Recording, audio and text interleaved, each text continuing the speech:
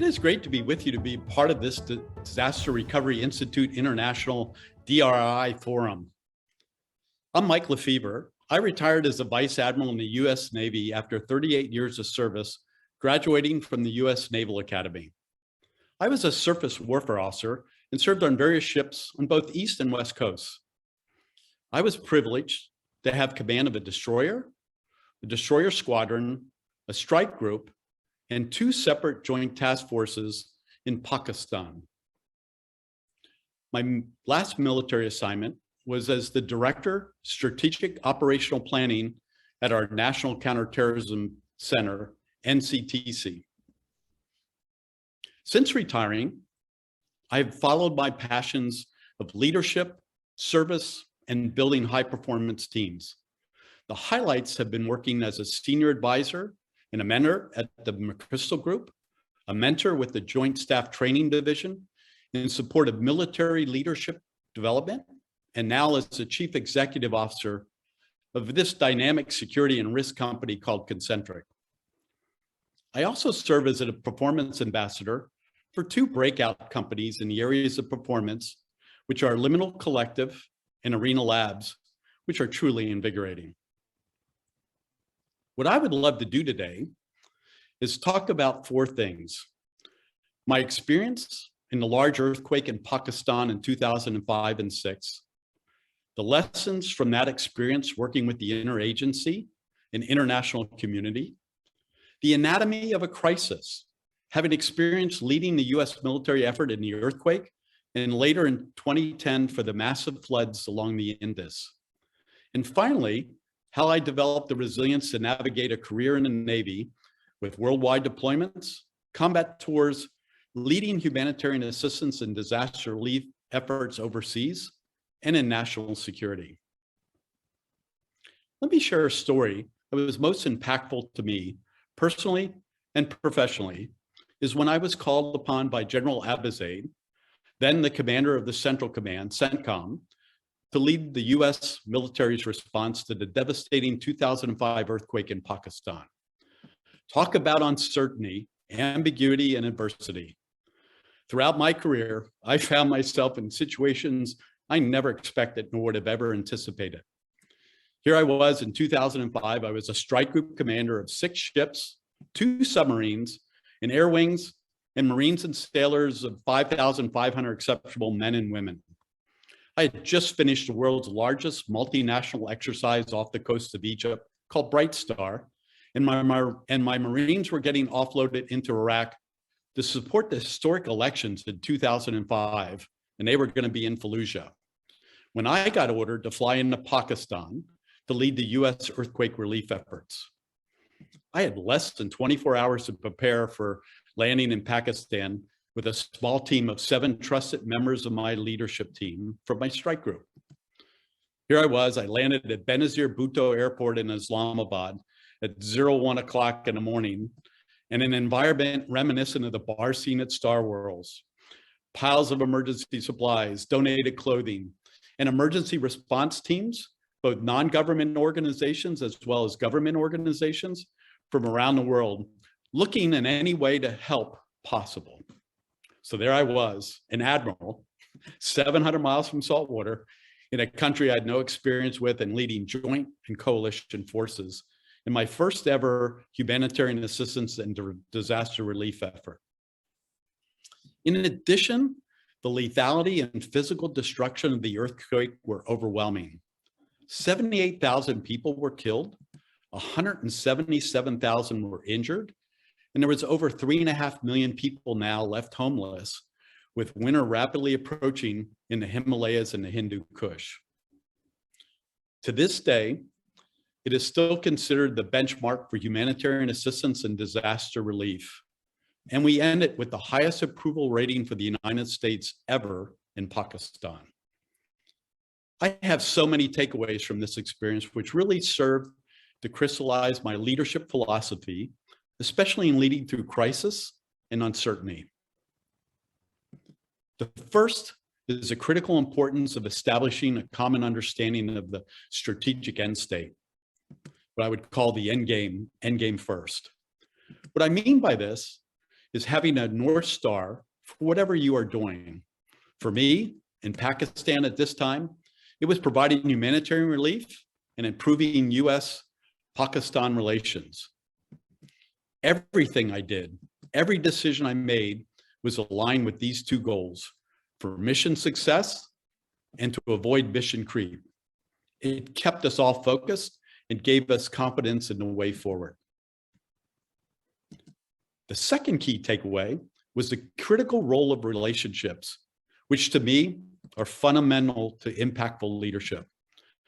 I've always said in my leadership or command philosophy that my top three priorities are relationships, relationships, and relationships. And you know what? You can have them in any order you want, but those are the top three. So I was in Pakistan a second time as a senior military representative and commander of all US forces in Pakistan from 2008 all the way through the bin Laden raid in 2011. And because of the relationship I had built during the earthquake with the Pakistanis from my first tour, I found myself one of the very few people the Pakistan military would even talk to after the US killed bin Laden deep in Pakistan territory. How did that happen? I would argue that the ability of a relationship to endure difficult times, like the bin Laden raid, to survive a breach of trust is dependent on how you built that relationship.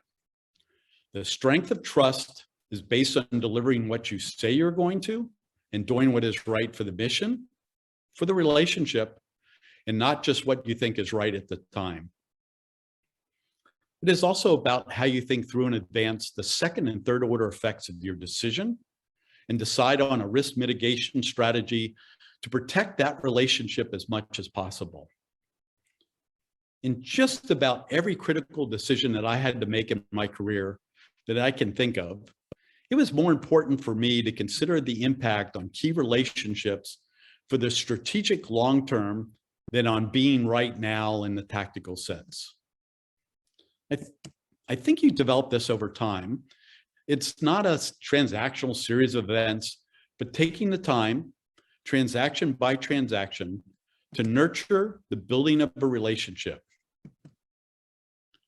The third key takeaway is taking the time to understand the environment, which is discerning the critical dynamics, influencers, and power differentials, and how to effectively adjust and adapt. In Pakistan, this meant suspending my personal and organizational ego to figure out when to take charge and when to follow. And it was drafting on this wonderful concept we have in the US military command and control structure called support it versus supporting, which is very situation dependent.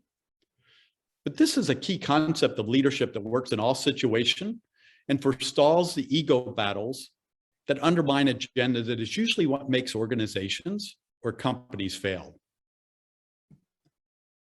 In essence, the supported commander is the one that all the other elements align behind to ensure that the success of that element or command. It signifies that this person and the group they lead is best suited to lead this endeavor, and it could be for a variety of reasons. It might be because of a relationship established. It might be their expertise, or it might be aligned on the strengths and capabilities of what they do. Then consequently, if you're listed as a supporting commander, that means you devote your resources to the success of the supported commander and really the success of the mission.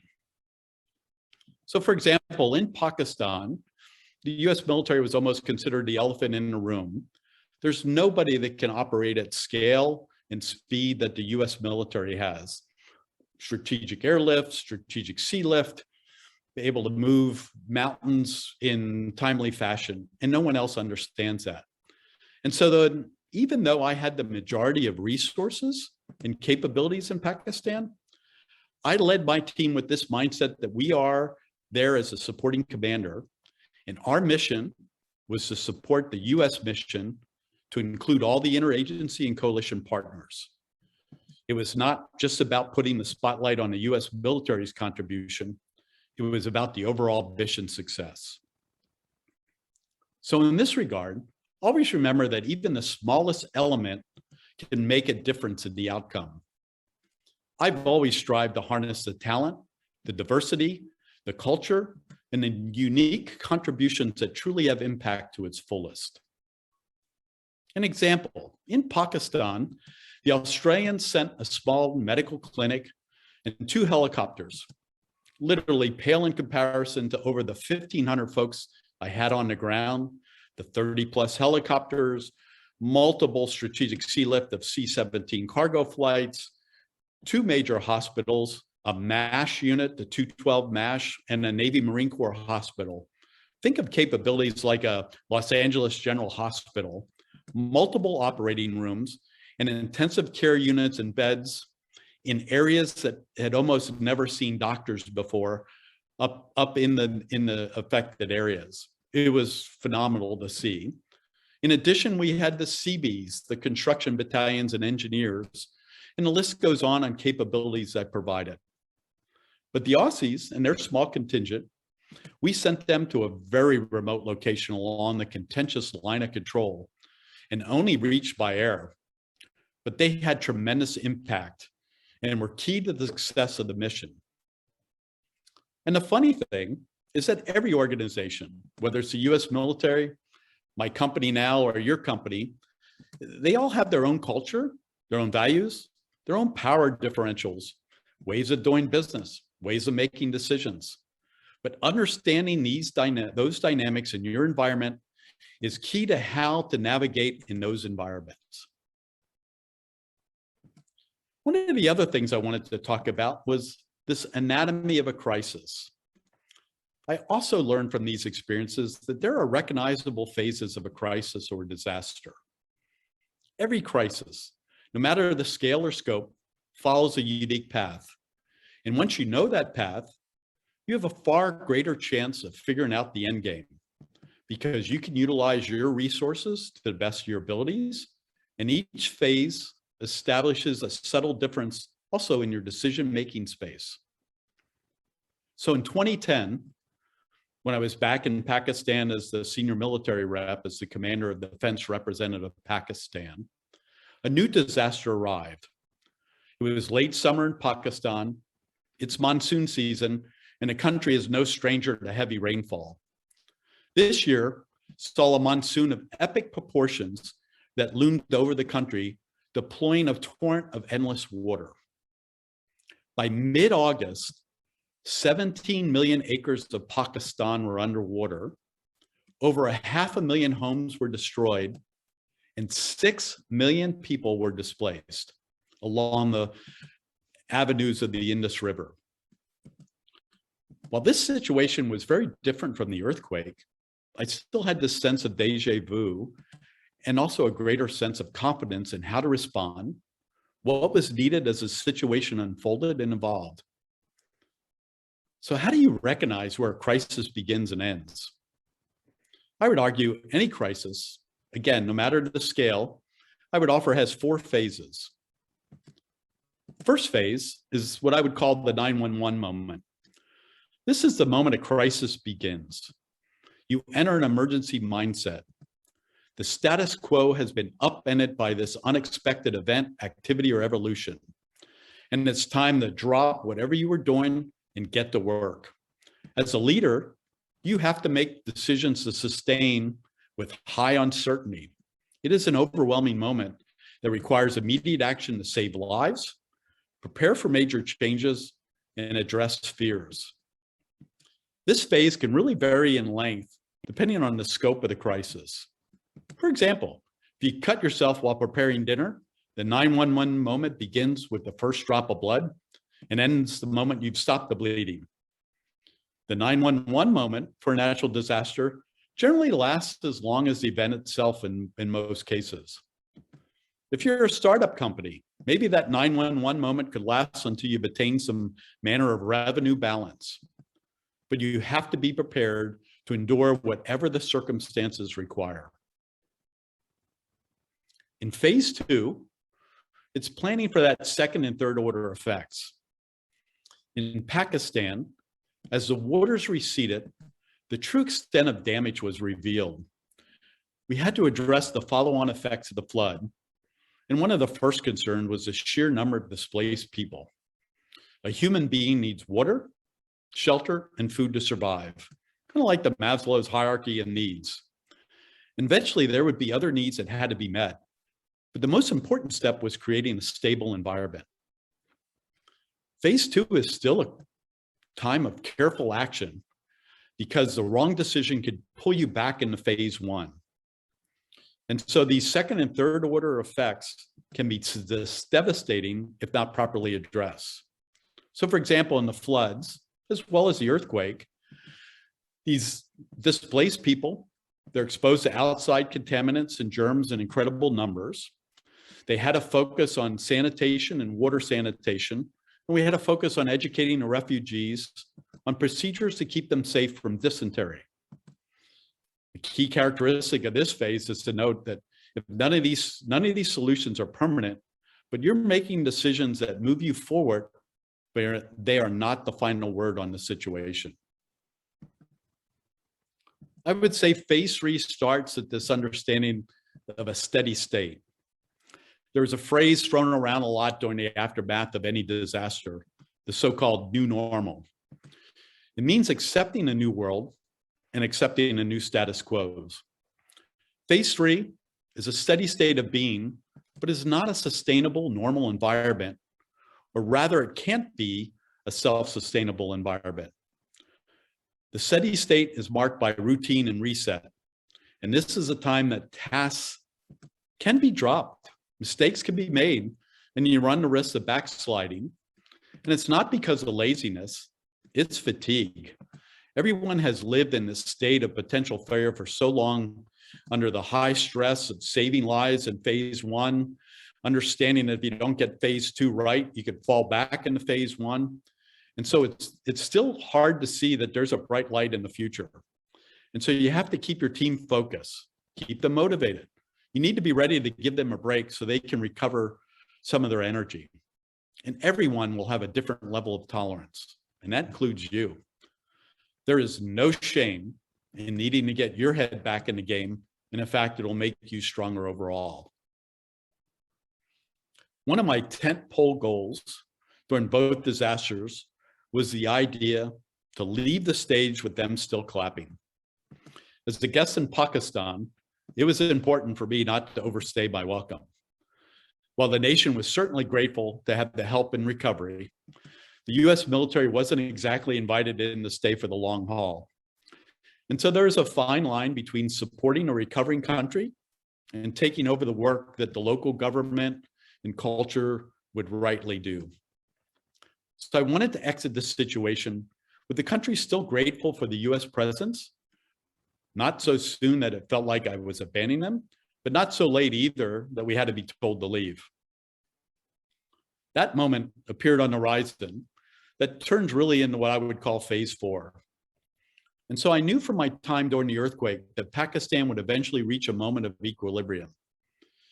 Infrastructure would be stable, homes were starting to be rebuilt, and all that was kind of left was the rebuild, reconstruction, the cleaning up, trying to restart normal life. It wasn't going to go back to what existed before this horrific event, but it was going to be what was going to continue to be normal for the rest of the time there. So that phase 4 is return to normalcy. As strange it may seem, people really grow accustomed to a crisis. Human beings are remarkably adaptable. As the steady state continues on, now that light at the end of the tunnel seems to grow brighter and brighter. And at that point, for me, I turned over my operations from the military side to USAID as a continuation of the US effort aid in building back better. It was a coordinated timeline with no surprises to the Pakistan government or military in defining the end of disaster and on to rebuild and reconstruction. There were no surprises of my game strategy. And it was a natural, logical conclusion that the US was still going to be involved. So in a natural disaster, it was a little easier to see when this area was standing up of its own 2 feet. For the earthquake, roads were starting to clear, deliveries resuming, Supplies were coming in through normal pipelines. It was springtime, the planting season. People were moving from the refugee camps back to their villages. And so they were no longer necessary. And so, but on the other hand, with more personal crises, it comes down to when you feel there's a sense of stability and momentum. This really leads me to my last point, which is about personal resilience at a crisis. No matter what role you're in, your ability to take care of yourself is critical to your ability to navigate and impact during a crisis.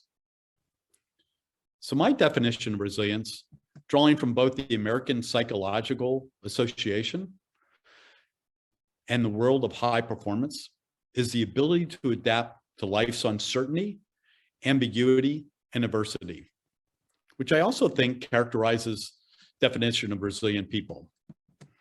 It is the capacity to perform consistently under pressure and develop and grow, which is what makes it distinct from just bouncing back or grit or mental toughness, which to me is just about powering through and survival. So from all that I've read about and from my own personal experience, I think there are 4 foundational elements to building personal resilience. Self-care is absolutely my number 1, which is the set of habits, practices, and rituals that I have developed that help me to recover and reset. For me, my top self-care ritual, my mental health break, as I call it, is exercising. Every day, no matter what, moving, usually with some degree of intensity and duration, really frees my mind up, stimulates my muscles, and relieves the stress of whatever I'm dealing with. I would say number 2 is self-awareness, and is all about realistically assessing your strengths and weaknesses and your impact on others. A critical part of self-awareness is understanding your stress triggers, whether they're physical, emotional, or cognitive. I've had the pleasure of working with Dr. Andy Walsh, a global leader in elite human performance, was at Red Bull Olympic ski team, and he teaches the importance of developing a pattern of recognition of where you are in your own stress curve. The intent is to develop the ability to self-modulate before stress impacts your ability to respond well or robs you of an opportunity because you lack the energy to take advantage of it. It is as simple as tracking what causes you stress, how you respond to it over a 2-week period as a first step to creating your own stress mitigation plan. For me, it's a simple technique of box breathing when I find myself getting anxious or uncomfortable. Third is managing your mindset or self-talk. All of us, in some way, shape, or form, allow negative thoughts to self-sabotage, and it's all about recognizing when you're heading down this path and shifting your inner dialogue into something more positive. The power of visualization, seeing your success or way through adversity, is a great way to make that shift. Lastly, it's how you stay connected in the relationships you have with your team, your people, your networks, and family and friends. Having a strong network is key to refreshing and recharging for me to solve problems and find new opportunities. As you saw my story above, it's that power of relationships. So in conclusion, I've covered a lot of ground here. And what I really want you to come away with is that the key to navigating crises and challenges is understanding the environments you find yourselves operating in, maintaining your focus on the relationships that you need to succeed, anticipating what is coming next and adjusting accordingly, and paying attention to your own energy needs and resources. So if you're a leader, I hope you came away with this talk with a framework of how to anticipate your leadership and uncertainty.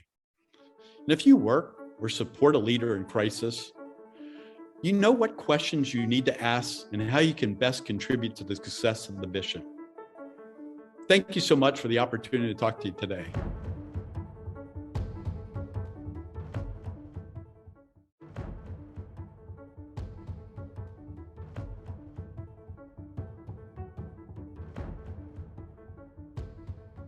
Mike, thanks for sticking around to answer some questions. And I think the first one is, as you mentioned, building relationships is so important to gaining your objectives. What kind of strategies have you developed to recognize what's more important to consider, whether it's the long-term strategy versus something more short-term? And then what are the risks that we run if we prioritize those short-term objectives? Hey, thanks, Russell. Great question. And it's really an honor to be able to delve into some of the articles from the talk. For me, long-term relationships is always the best strategy that I always had in my view. What I see in the short term is always this, they become very transactional.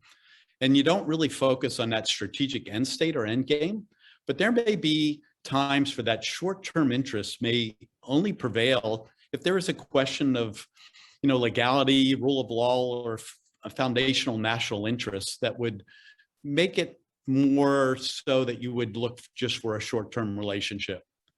But even if it is a chance encounter, the ability to always see this as a long-term engagement helps me shape how you're going to interact and treat that individual, since you're never going to know when you might come across that individual again. It does allow you to help shape that future of this relationship in the beginning. I'd look back and, if I thought about, not knowing, I find myself in Pakistan and not thinking that I'd ever go back in an assignment. And here I am, 3 years later as the senior military rep.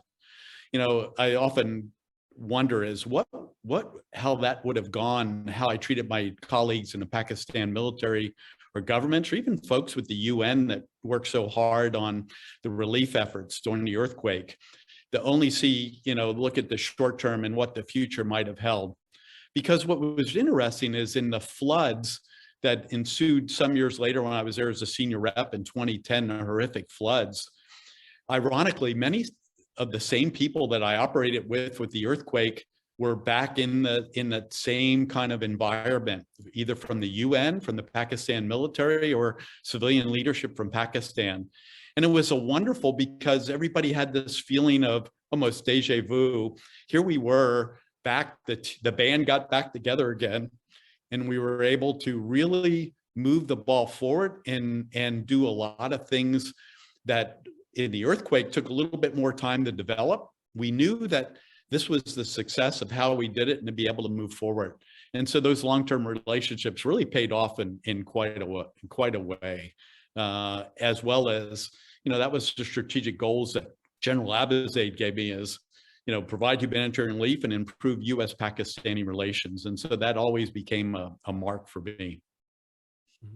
You talked about understanding your environment and knowing how to adapt. So regarding that, how do you recommend navigating organizational relationships that have their own culture and values so that everyone is getting what they need or want out of those relationships? That's a great question too, because for me, it's, in these relationships and creating this environment and the cultures that are unique to everyone, it's not a question of everyone getting everything they want out of that relationship. Mm-hmm. For me, I think it's more of a matter of that everyone sees that their interests are being accommodated to the extent possible. So in that, you work within the system to see where you are able to work together and where you can help shape the things of the future. Well, talking about shaping things for the future, in this field, the field of resiliency and business continuity, we talk way too much about the new normal. It gets discussed all the time, especially since in our case, the new normal doesn't stay new or normal for very long. Certainly we're all dealing with the evolving reality and that creates stress and fatigue. And how do you and your teams, or how have you and your teams in the past dealt with the stresses that come from operating in a continued crisis environment? And you've got to deal with the crisis, but you've got to emotionally deal with the wreckage that's leaving, as well as getting your job done, which is paramount. Yeah, another great question. As I went through the different phases, I look back at that, that phase one, that 911 moment, and then that phase two of understanding the second, third order effects to make sure you have the separation of the camps right, the sanitation right, the water. And what was so obvious in even my battle rhythm, it started very early in the morning. It was meetings with the ambassador and the country team. It was out to see the great men and women that were engaged in the operation, as well as the strategic dialogue with the Pakistan military and the Pakistan government. Then come back, finish up a roundup meeting, and then because of the time difference, here I was talking with, Department of Defense, my bosses at Central Command, or even the White House, giving them status updates on this experience. And what you realize is, boy, you can only operate in that crisis mode for just so long. And I think about those first, couple months, man, we were running on adrenaline and passion because, for the earthquake, I mean, the drive that this was about saving lives and helping Pakistan in its time of needs was just so overpowering that you let some of the things that you would treat yourself to that we talk about later, and they talked about resiliency. But it's that your effort is to drive to reestablish some semblance of familiarity, I think, in the quickest way possible. For me, in the earthquake, for that community to kind of see some light at the end of the tunnel. They were getting nourishment from the food supplies, they were getting shelters. And then we were able to do things with USAID and the CBs that I had to help build schools so the children and families could see some return to a structure. The other thing that's always amazing in a crisis, and I know you do that so extremely well at the DRI, is, boy, when you're in a crisis mode, it really, I used to laugh, boy, it really helps define what is truly important in your work and lives. And it really establishes priorities of what really needs to get done for the mission, and then what can wait for a later time. And kind of a sidebar to that, to get a little deeper, we understand what you're doing for the locals, the folks that have been impacted by the event. And we know what you're doing as far as communication with your management and the folks that sent you to do the job. What about your team? How do you take care of your team in that crisis situation that it seems to be ongoing, but they have to live with it and they have to sleep at night? Yeah, great question, because, boy, it was very austere conditions. We had remote camps out up along the line of control. You could only reach it by air. These people were self-sustaining. And so it was really important that I would go out, on a daily routine basis to visit all our sites and where our people are in these very remote locations. The Pakistanis were wonderful. They provided support. We were sometimes embedded in their encampments at their military bases or at their police headquarters, and they were wonderful. But boy, that strain day to day, an environment in the initial stages, just eating MREs, having to do field dressing, field washing and sanitation, and then seeing the horrific insights of what this devastation did to both the people and to their infrastructure. And it takes a toll on folks. So I set up a routine of, check-ins, but I also had a flow for the people that were stationed out in these remote areas to bring them back on a helicopter for several days at a time back to Islamabad and set them up at the embassy to get hot showers, warm food, a chance to decompress, a chance to really, understand the impact of what they were seeing and what they were dealing with on a day-to-day basis. And so we set up a routine progress to ensure that people had a break from that incredible stress and the images and the feeling and the intensity of the environment that they lived in. Okay, so beyond those strategies for your own team, okay, so you've got the strategies within your own organization that are bringing, people in and out of the field, getting them the stuff that they need. How did you encourage it to work outside the teams you were working with? So, I mean, you've got U.S. soldiers, sailors, airmen working for you, but you're also working with these Pakistani counterparts, you have how much control, how much input did you have on developing those strategies for them? Yeah, that's another great one because we had quite a mix. I think at one point there was, I don't know how much, it must have been 30 or 40 different nations. NATO brought some forces in. The international community responded in great lengths. There was probably close to probably a different 100 or so different non-government organizations that were there to support.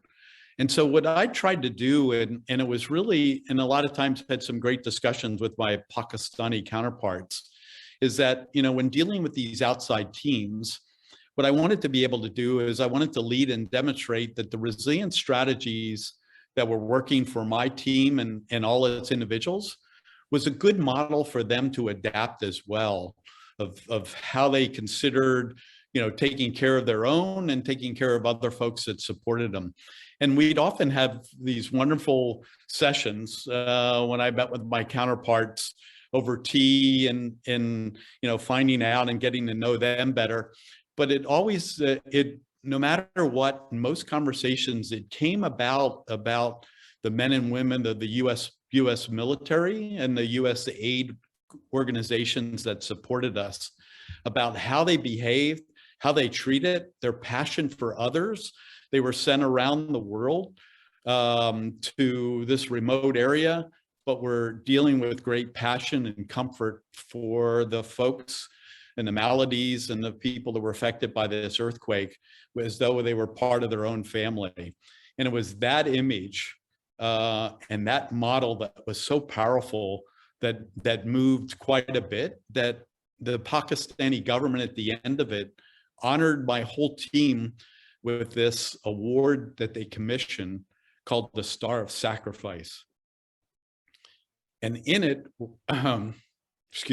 it was the ability to how people from around the world came to support them, and the passion for dealing with human lives and humanity and the treatment of the folks that were affected.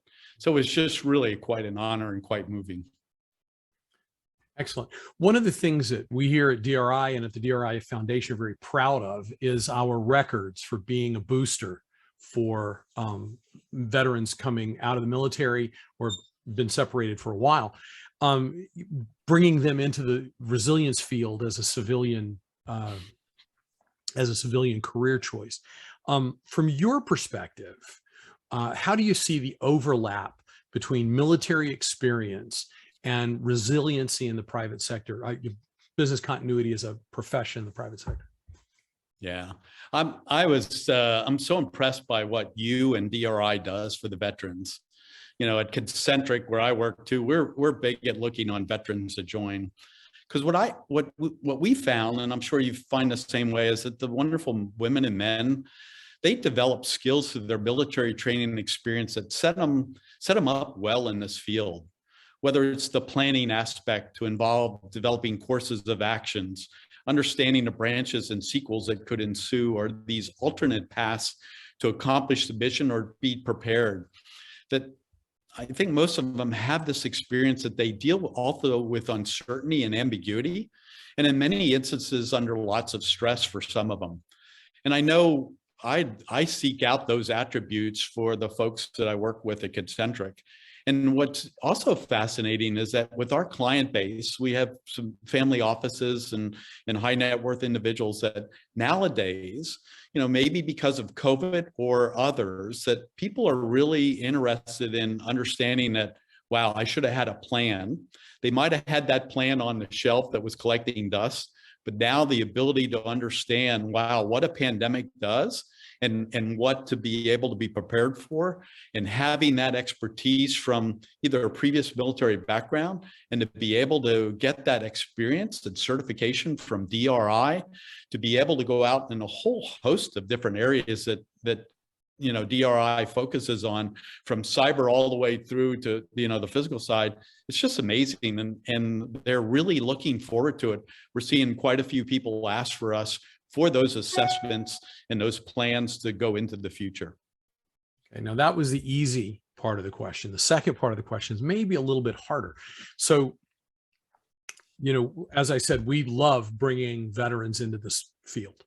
What do you think that the veteran or the recently discharged service member, what do they need to develop to further their careers in disaster recovery, business continuity, risk management, et cetera? What skill set do you think they lack that they need?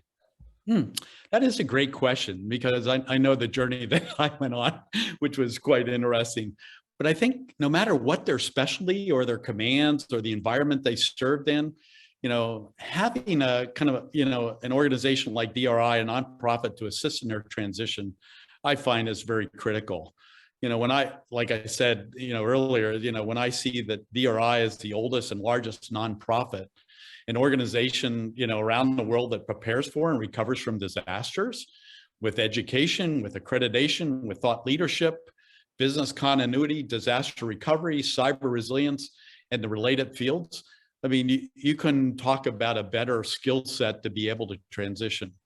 And as I said, as what I had learned in my journey in transition is having my skills in the military, how do I translate those and hone those into a civilian or a certification or a skill or a mastery?